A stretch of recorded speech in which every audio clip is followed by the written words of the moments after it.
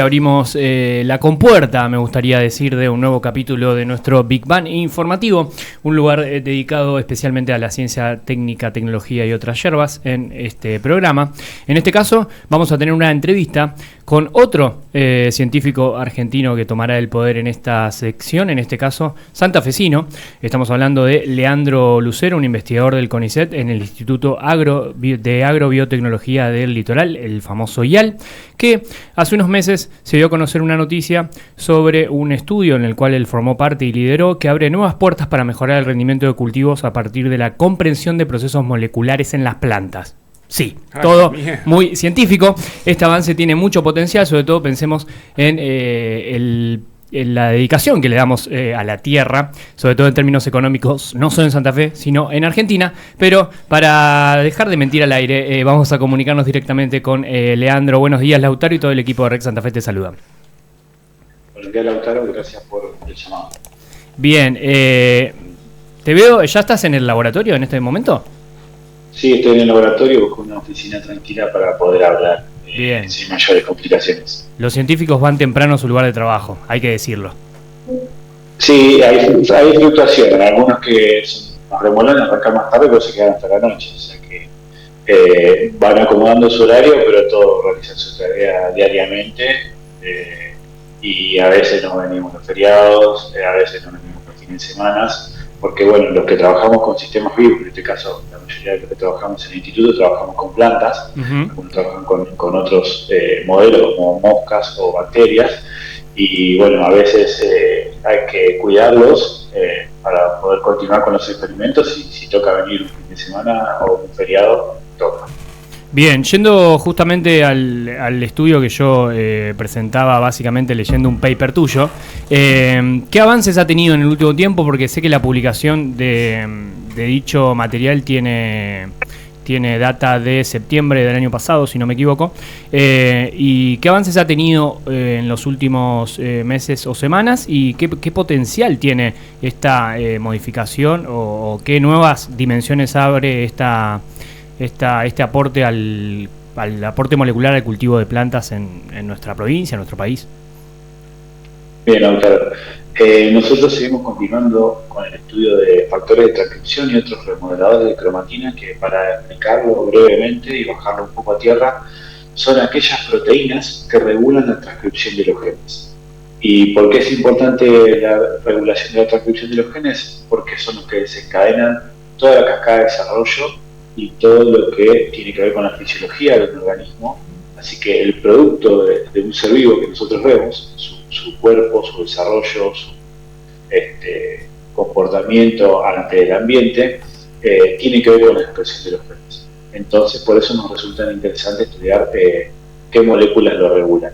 Nosotros seguimos continuando con el estudio de factores de transcripción y otros remodeladores. En este caso estamos estudiando en este momento uno en particular que se encuentra en todas las plantas, también se encuentra en animales, que encontramos que también regula llamativamente el mismo proceso de desarrollo de la publicación que vos mencionaste. Este remodelador de la cromatina también tiene un impacto en la formación de las ramas axilares de la misma especie de planta, en este caso la Bryopsis thaliana, que es una planta modelo, y en este caso lo que encontramos que hace exactamente lo contrario. En lugar de producir más ramas, las reprime, ¿sí? Entonces, sería interesante poder modular la expresión de este gen, y nosotros lo podemos hacer mediante distintas herramientas de biotecnología para disminuir la expresión de este remodelador y de esa manera ver reprimir las ramas en aquellas especies que nos interese formar más ramas. También es importante mencionar que por lo general un gen puede tener diversas funciones biológicas y moleculares en un organismo, ¿sí? Puede regular distintos procesos, a veces conectados y a veces no, en distintas etapas del desarrollo. En este caso, este mismo gen que nosotros encontramos que reprime la formación de ramificaciones axilares, que son las que llevan las flores y por ende la formación de semillas y por ende impactan en la producción de una planta, a su vez, cuando está en exceso, puede producir mayor cantidad de semillas en el fruto. Entonces, a veces un mismo gen nos juega un poco esa mala pasada. Puede generar algo potencialmente bueno en algún proceso, o deseable, mejor dicho, y en otros casos ese mismo gen a su vez puede generar algo que promueva, por ejemplo, la formación de mayor cantidad de semillas en el fruto. Bien, para ir desglosando un poco algunas de las cosas que mencionaste. Primera duda, ¿qué tipo de plantas estudiaron? Y a partir de ese estudio que hicieron, ¿eso tiene aplicación en cultivos más comunes? Por ejemplo, de la producción agrícola, como el trigo, el maíz, la soja. Bien, nosotros lo estamos empezando a estudiar en Arabidopsis thaliana, que es la planta modelo con la cual arrancamos los estudios de un gen y una proteína, porque es mucho más fácil de trabajar, entender su función biológica, y después nos vamos moviendo a otros sistemas. Esta proteína en particular que te mencionaba, también se ha estudiado en otros países. En China encontraron que también tiene que ver con el desarrollo del fruto del tomate, con la maduración del tomate. Así que, como esta misma proteína existe en todas las plantas que conocemos, en todos los cultivos, puede regular distintos procesos, pero podría ser de interés para prácticamente todos los cultivos. Obviamente, para saber qué hacen cada uno de los cultivos hay que hacer un estudio pormenorizado. Nuestra idea es seguir profundizando el estudio de esta proteína en una especie pariente cercana a la que ya estamos estudiando, que se llama Brassica rapa, que es con la cual se produce el aceite de colza, por ejemplo, en Asia, y aquí se está empezando a utilizar esa especie y otras muy parecidas para cultivos de cobertura, que serían plantas que se utilizan, por ejemplo, entre la siembra de maíz y trigo, para que no quede el campo desprotegido y se produzca la desertificación. Entonces se está empezando a usar este tipo de planta que tiene un ciclo de vida corto, en 2 meses cumple todo su ciclo, y de esa manera el productor todo el tiempo puede tener plantas en su campo sembrada y produciendo sin perder calidad del suelo. Claro, este aporte estaba pensando en qué se traducía, y cuando dijiste que regulaban el comportamiento o el crecimiento de una planta, no sé, a la cabeza se me vino qué implica o qué consecuencias tiene, que produzca más, por ejemplo, o no necesariamente. Sí y no, dependiendo de la planta. Hay que hacer un estudio pormenorizado de cada especie.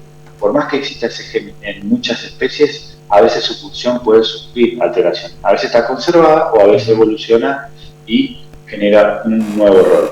En el caso del tomate sabemos que es importante para el desarrollo del fruto, para la maduración propiamente dicha. En el caso de la biopsia, que es donde nosotros lo estamos estudiando, ya sabemos que genera un aumento del número de semillas cuando hay mucha de esta proteína, y cuando hay poca de esta proteína encontramos la mitad del número de semillas por fruto, lo cual es muy significativo.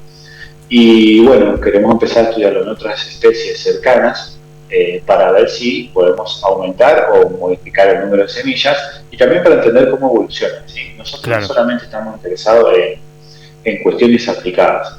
Muchas veces estos hallazgos vienen de lo que se conoce como ciencia básica, entender cómo funciona un gen, una proteína, y entender cómo eso se puede haber modificado a lo largo de la evolución, y al movernos a otros cultivos podemos encontrar cuestiones de interés agronómico. Supongo que antes de pasar a mi compañero Leandro, la última que te quería hacer es, supongo que cuando uno presenta este tipo de estudio o de avance científico, es como patear un poco el tablero en términos de no solo de descubrimiento, sino de repensar un poco la producción agrícola tan importante para nuestro país. ¿Tuvieron consecuencias inmediatas o aún está ahí en una etapa previa la repercusión de este avance? Sigue en una etapa previa porque obviamente estamos en un momento o en un contexto donde adquirir financiamiento para continuar y profundizar los estudios es muy difícil. Como sabrás, el presupuesto para la ciencia se ha recortado significativamente en el último tiempo, entonces conseguir financiamiento para profundizar esos estudios no es sencillo. Por eso la forma que hoy tenemos de avanzar es mucho más lenta actualmente, no solo para conseguir recursos materiales, activos para laboratorios, sino también que se está complicando muchísimo conseguir que los estudiantes de carrera de grado quieran continuar haciendo su doctorado, lo cual constituye una baja muy importante en cuanto a recursos humanos, ¿sí? La ciencia sin recursos humanos no se puede llevar adelante, y obviamente ese tipo de recortes hace que se sienta mucho y que haya una alicaída en lo que nosotros producimos a nivel de conocimiento de manera rápida e inmediata. Leandro, ¿qué tal? Guille, te saluda. Antes que nada, Hola, te pido perdón si esta pregunta no es precisa, pero te estaba intentando seguir y en relación a este avance que podría darle a los productores esa calidad de suelo al no rotarlos tanto o cuando rotan de cultivo. Hace un tiempo vi un lindo informe sobre un pueblo en el norte del país, sobre la papa, la variedad de la papa y la cantidad de distintas papas que hay históricamente, y que la evolución humana, la evolución de la producción ha hecho que acá en Santa Fe yo conozca un solo tipo de papa y nada más, en su variante sucia o lavada, pero en ese pueblito que estaban a no sé cuántos metros de altura tenían un montón y de distintas formas, distinto tamaño. Mi pregunta es, estos avances que ustedes hacen hoy, ¿responde a la evolución humana en cuestión a los cultivos o a la involución que hemos generado en las distintas especies de comestibles en el agro? Bien, tomo la pregunta porque además de ser investigador, soy profesor de la Cátedra de Evolución de la Facultad de Humanidades y Ciencia, así que son temáticas que se desarrollan en el cursado para los estudiantes de grado. Lo que hace referencia hoy, últimamente tiene mucho auge y se estudia muchísimo para distintos cultivos. Lo que estás comentando particularmente se llama proceso de domesticación. Nosotros domesticamos especies, así como domesticamos un perro, también hemos domesticado los cultivos. ¿Cómo los domesticamos? Justamente por lo que vos comentás, hemos seleccionado artificialmente variantes que nos interesan más productivamente. O por el tamaño, o por la forma, por el color, o por el contenido de los nutrientes que tiene, o por su facilidad para las cuestiones de la velocidad de su cultivo. Entonces el hombre, a lo largo de los siglos, no solo ahora, o sea, por ejemplo, al maíz lo domesticaron mayas en Centroamérica, y todos seguimos cultivando el mismo maíz que domesticaron los mayas.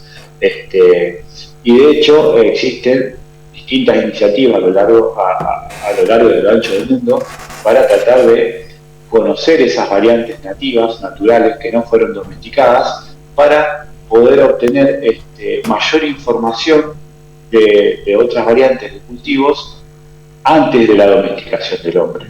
De esa manera se está encontrando en algunos casos que hay algunos genes o variantes del genoma o de la epigenética de esos cultivos que podrían ser de interés y que se han perdido con la domesticación humana. Hoy toda la tecnología que tenemos nos permite volver hacia atrás o incluso poder incorporar esas variantes o usar esas variantes. De hecho existen bancos de germoplasma que tratan de salvar esas variantes a lo largo del mundo, conservar semillas para que no se pierdan. Y obviamente eso es un esfuerzo que lleva muchísimo tiempo y también para lo cual se necesitan recursos, institutos, herbarios, facultades que estudien las distintas variantes nativas. Y de hecho creo que también quizás escuchaste hace poco una noticia con respecto a México, que su presidenta prohibió el cultivo de maíz transgénico para favorecer justamente el cultivo de maíces más ancestrales o que no estaban domesticados en su país. Así que ahí hay mucho movimiento con respecto a eso.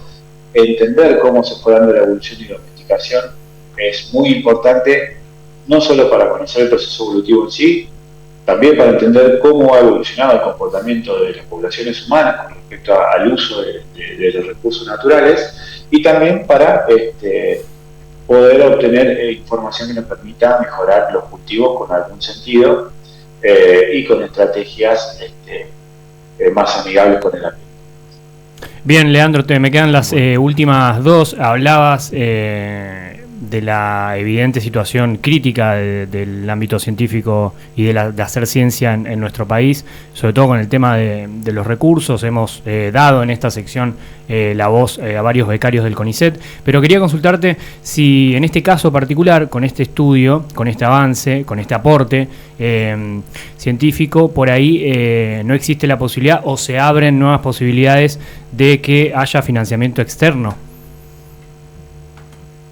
Sí, el problema con el financiamiento externo es que es muy competitivo. Nos cuesta mucho a los investigadores de Argentina acceder al financiamiento externo.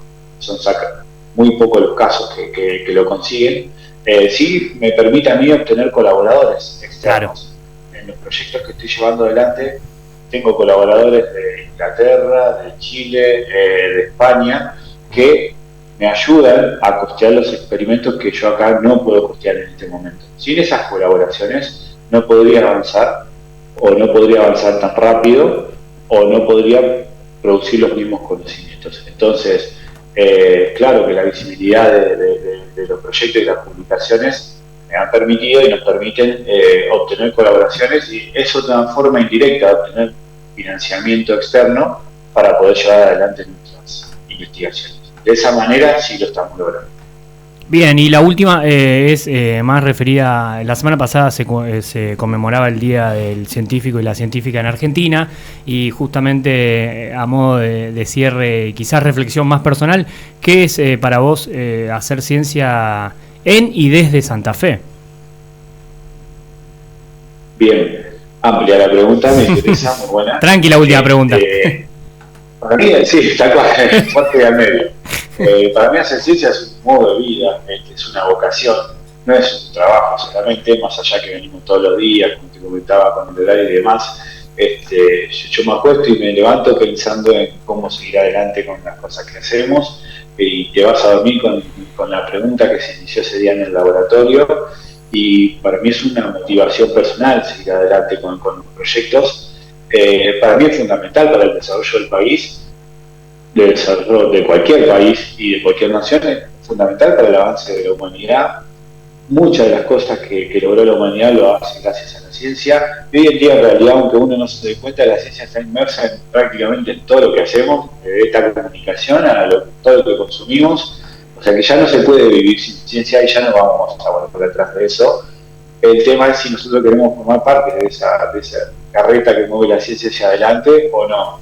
Yo creo que tenemos que hacerlo, aunque el contexto sea complejo, sobre todo desde el interior del país, para descentralizar siempre que los avances sean de las provincias centrales, porque cuando lo hacemos desde el interior del país, nosotros podemos aportar nuestra mirada puntual desde la problemática de nuestra región, o sea en el caso de los cultivos, en el caso de conservación, en el caso de enfermedades, por lo que fuera.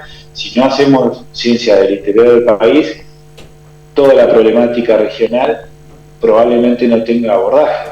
Entonces es fundamental hacer ciencia de Santa Fe. Y por eso también tiene que haber instituciones educativas fuertes, como la Universidad Nacional del Litoral, que generen ese marco, que contenga a todas las personas que estén interesadas en estudiar y en formarse como científico para el día de mañana. Porque de otra manera no podríamos contar con ese recurso humano necesario para hacer ciencia. Bueno, Leandro, te agradecemos por tu tiempo. Estaremos atentos a si hay novedades sobre este estudio de impacto cercano. Y bueno, fuerza, y desde ya el espacio abierto, porque sabemos que el contexto para dedicarse a la ciencia no es para nada bueno, por decirlo de alguna manera.